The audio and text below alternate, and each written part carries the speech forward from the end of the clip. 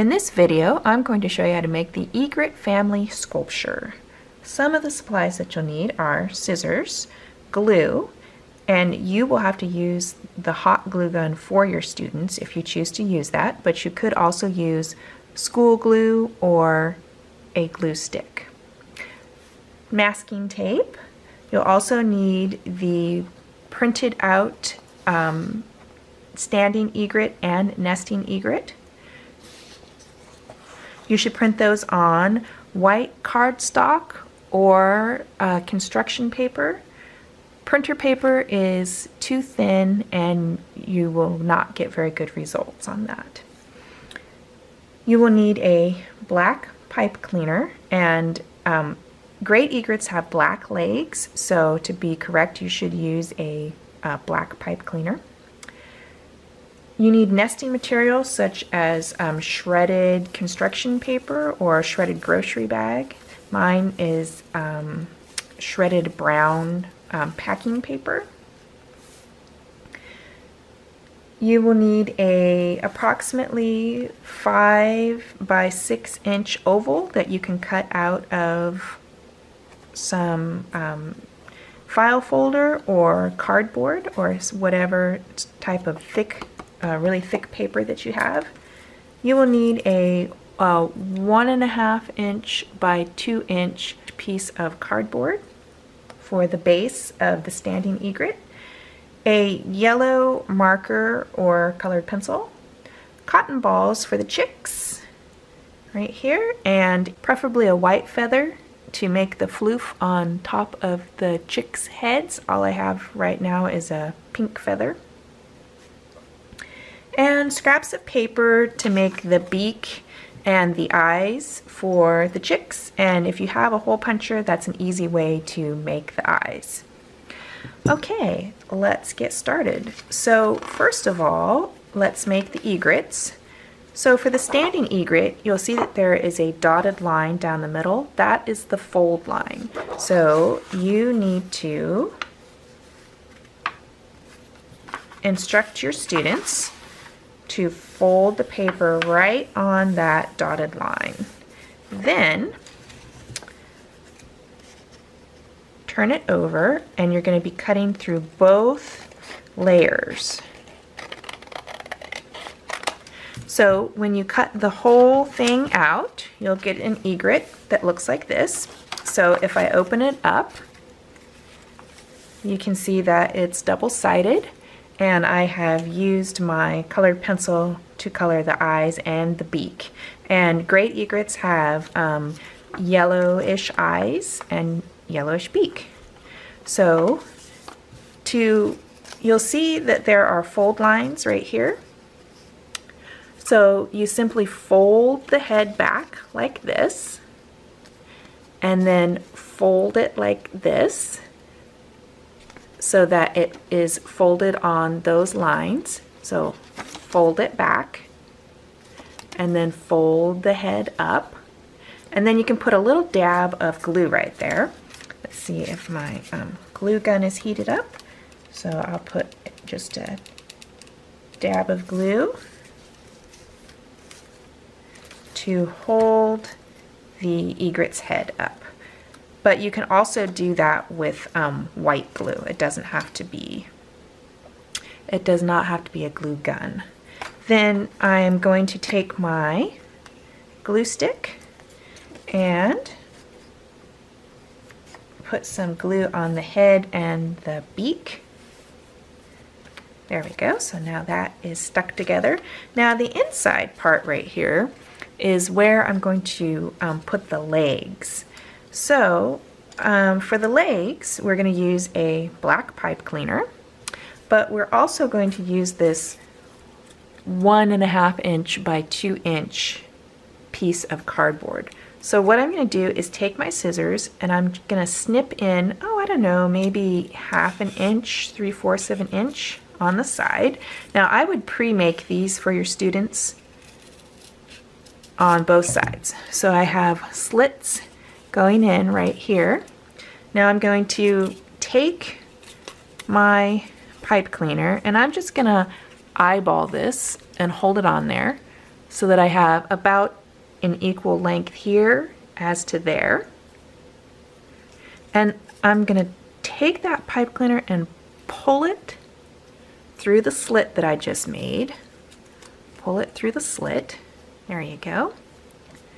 Now when I flip that over, you'll see that I have the legs poking up. So now I'm going to tear off a strip of masking tape. And I'm going to cross the legs. It's up to your students if they want to have the legs crossed or not. I think it gives a little bit more stability. And then I'm going to open up the egret body, tuck those legs inside, and tape it down with the masking tape. And this is something that you might have to go around and help students with. So there's that taped down inside of there. There's the base on the bottom. And now I'm going to put a little bit of white glue, or I wouldn't recommend the glue stick for this. I don't think it would be strong enough to hold that down. So there is my standing egret, and stands up pretty well. Looks like I need a little dab of glue right here so his head isn't floppy. There we go. So one egret. And let's move on to the next egret. So the next egret is the nesting egret, and you can see that you cut it out and you fold it on this line, you fold it on the neckline, but this line right here you cut. And I've already done that. Cut it out, and I colored the beak and the eyes with the same colored pencil. So here on this folded line, I'm just going to, or on the dotted line, I'm going to fold that and then use my glue stick and glue that down, hold it for a minute. Then there's a dashed line right here, so I'm gonna fold it on that dashed line. But sometimes the paper is too floppy and the egret's head won't stand up. So if that happens to you, what I recommend that you do is just cut a thin strip that's either the same size or a little bit smaller than the neck for the width there. And then I'm gonna fold it in half, fold it in half again, and then I'm going to put some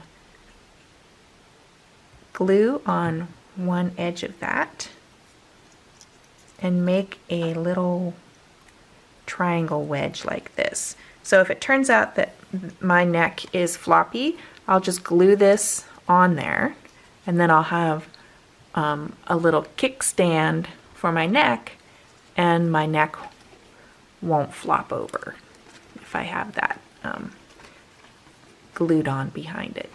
Okay, now the other thing is that we made this cut right here. So why did we make that cut? Well, what you do is you overlap the wings like this, and it makes the body three-dimensional. So overlap it to where you think that it looks good, and then use either school glue. I'm going to use a glue gun just to be fast here. Put a little dab on there, hold it for a second. So with school glue, you have to tell your kids just hold it and count to 30. There we go. So now I have, oh, well, you can see that my neck is kind of flopping around, so I'm going to go ahead and put this wedge on here. So put some glue on it.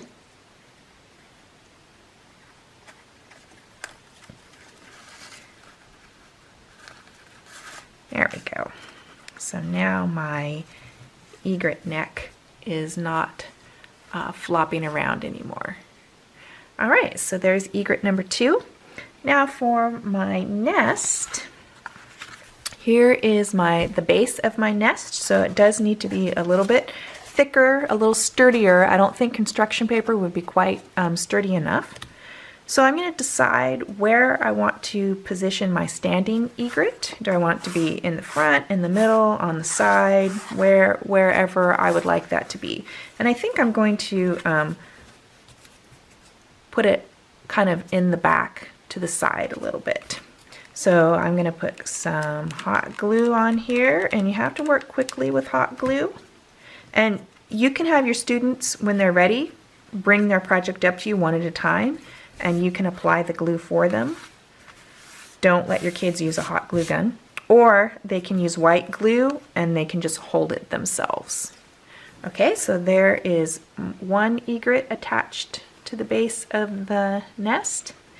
Now I'm going to just take my shreds here, and I think for this I am going to use my white glue, and I'm just going to kind of apply some swirls of white glue to my base there, and then arrange my paper shreds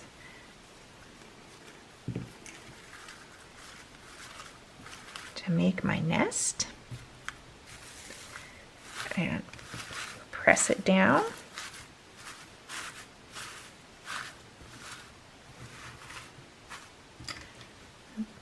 There we go. And then my nesting egret can go wherever I want it to. It can go on this side or this side. So far there are my 2 egrets in the nest. So now all I need is the babies.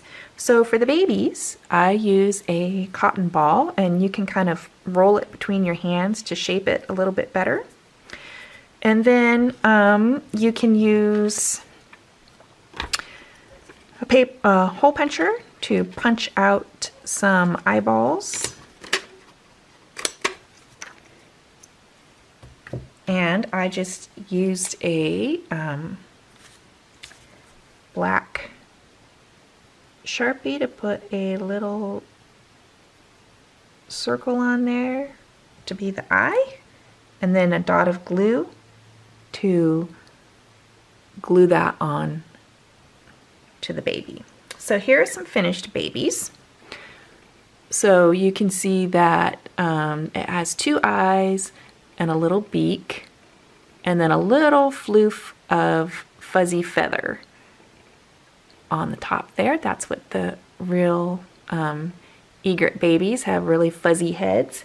So your students can have 1 baby or several babies. I chose to have 3 babies, so I'll arrange those in my nest. There we go. And that is the egret. That's the egret family.